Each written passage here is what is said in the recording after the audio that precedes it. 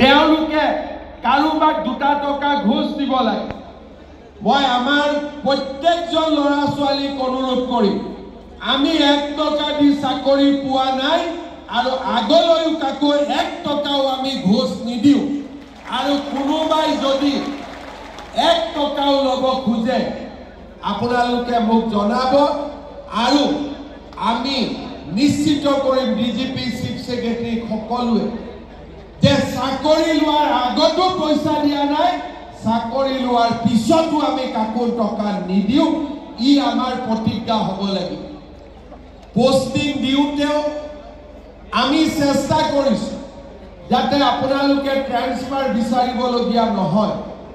হয় ঘৰৰ জিলা নহলে ঘৰৰ ওচৰৰ জিলা আমি যিমান পাৰো চেষ্টা কৰিছো 90 জনৰ চেষ্টাত আমি সফল হৈছো 10 জনক আমি আজি কৰি হয়তো কৰিব পৰা নাই কিন্তু কেইদিনমান পিছত আজিকালি আমি নতুন নিয়ম কৰিছো চৰকাৰৰ চাকৰি বদলীকৰণৰ সুবিধাৰ বাবেও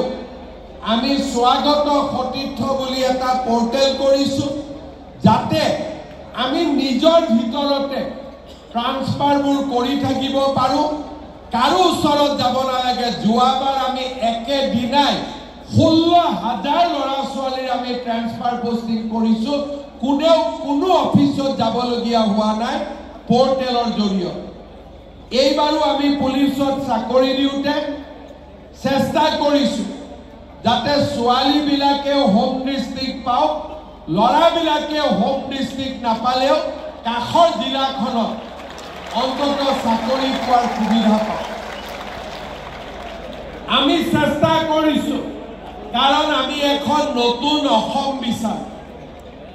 আজি নতুন চাম আৰক্ষী মই এটা কথা আজি ক'ব খোজো যে আমি যেতিয়া সমাজত থাকো